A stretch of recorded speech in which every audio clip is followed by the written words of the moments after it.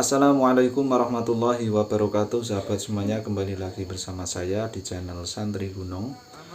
Pada video kali ini kita mau membahas tentang hal yang baru hangat-hangatnya. Banser Ansor telah menolak tabligh akbar di Masjid Alun-Alun Simpang 5 Grobogan.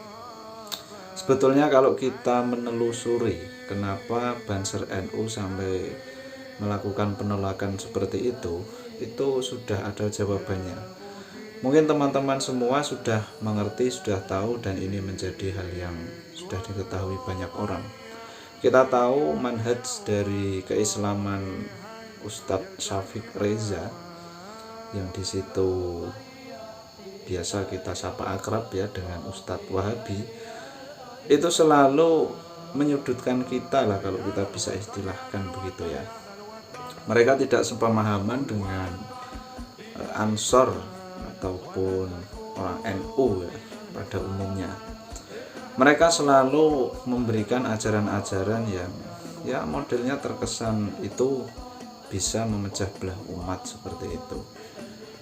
Nah, makanya ini Banser NU, Banser Ansor dan Banser di Purwodadi itu saya kira yang diambil langkahnya itu sudah baik kalau saya melihat, karena penolakannya tidak dengan anarki seperti yang ada di Lombok itu ya, tetapi dengan kehalusan, dengan membuat sebuah surat dan diberikan kepada pemerintah agar tabligh akbar itu tidak dilaksanakan. Nah, ini penting seharusnya kita ketahui, karena kalau kita hanya melihat dari sisi ini Banser Ansor kok tidak suka dengan pengajian, sebetulnya yang menjadi titik permasalahan itu bukan masalah pengajiannya. Kalau pengajian tentu saja kita orang-orang NU, orang-orang Banser, orang-orang Ansor itu suka dengan pengajian. Apalagi Banser ya, kalau ada pengajian itu selalu di garda terdepan, karena beliau semuanya Banser-Banser itu yang sering menjaga para ulama-ulama dari ya apapun ya yang itu bisa mengancam ulama kita. Tidak ada salahnya yang dilakukan oleh Banser Ansor yang ada di Grobogan itu. Nah, kita menyikapinya itu harus dengan pemikiran, harus dengan jejak yang dilakukan oleh Syafiq Basalamah itu.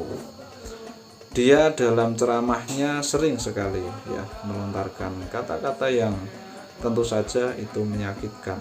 Meskipun kalau corak karakternya si Ustadz si Reza Basalamah itu, dia kalau menyampaikan sesuatu itu kalem, tapi kalemnya itu kalem nadanya kalem, tapi isinya emak kletes kalau kita bisa istilahkan itu. Kalau di Jawa itu kalem tapi nyelekit. Kalem tapi nyelekit artinya apa? Dia selalu memberikan fatwanya, memberikan pendapatnya tentang maulud dan ziarah kubur kita. Itu selalu dibahas yang menjadi bahan celaan kalau kita bisa istilahkan itu. Nah, ini yang tidak kita sukai. Lantas, ini Ansor Banser kok aneh ya.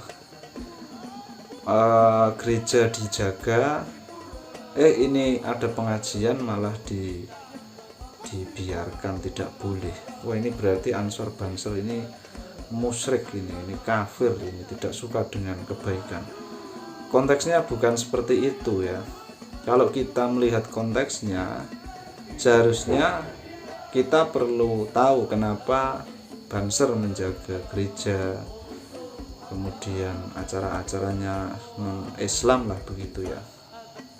Itu dilakukan kan malah justru untuk menjaga marwah Islam kita, yang mana sekarang ini kan banyak ya teroris-teroris yang mengatasnamakan Islam. Jadi secara keseluruhan Banser itu ingin menunjukkan kepada semua masyarakat, baik Islam maupun non-Islam bahwa agama Islam ini agama yang mencintai sesamanya, sesama manusia maksudnya. Tidak ada unsur kebencian di ajaran kita. Semua orang berhak untuk mendapatkan kasih sayang kita, meskipun toh mereka berbeda agama. Nah ini kan tujuannya memang justru untuk meluhurkan agama kita ya, biar kita ini tidak terkesan kasar begitu. Dan dakwah kita tetap mengedepankan etika dan kelembutan, biar orang masuk Islam itu tidak terpaksa dan semuanya bisa merasa nyaman seperti itu. Nah, ini konteksnya kan begitu. Jadi kalau kita melihat pengajian kok dilarang, berarti tidak suka pengajian. Ya kita melihatnya bukan seperti itu. Akan tetapi pengajian itu enggak dilarang kok ya. Yang dilarang itu karena di situ ada Ustadz Reza Basalamahnya itu. Kita menghadang doktrin-doktrin yang sekiranya itu bisa membahayakan keutuhan NKRI kan seperti itu. Dan kalau saya melihat track record dari ceramahnya Ustadz Reza Syafiq Basalamah ini, ternyata saya belum mendapati beliau berceramah atau meneguhkan kepada jamaahnya agar mencintai bangsa Indonesia, mencintai negara ini. Belum. Ya mungkin saya yang belum menemukan, tapi saya searching di mana-mana kok belum tahu, belum ada. Justru malah yang ada, mohon maaf, itu ya terkesan agak membelok lah ya dari pemerintahan, dari kenegaraan kita bangsa Indonesia ini. Contoh kecil, membahas pajak disamakan dengan Arab Saudi. Katanya di Indonesia ini seharusnya tidak ada pajak.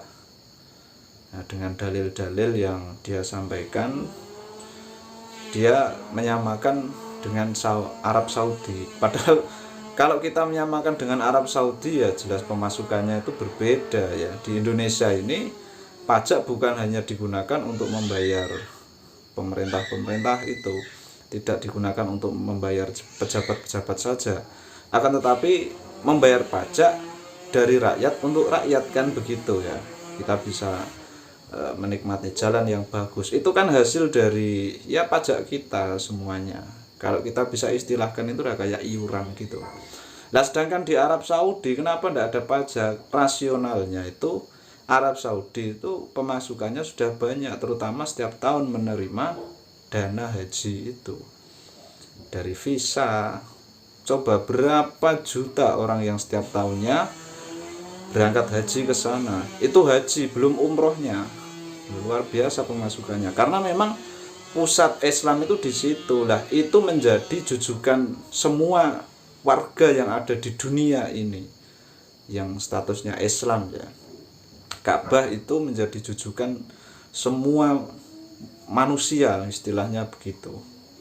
Karena itu memang kiblat kita di situ. Lah makanya wajar di sana tidak ada pajak. Rasionalnya pemasukannya sudah banyak ya.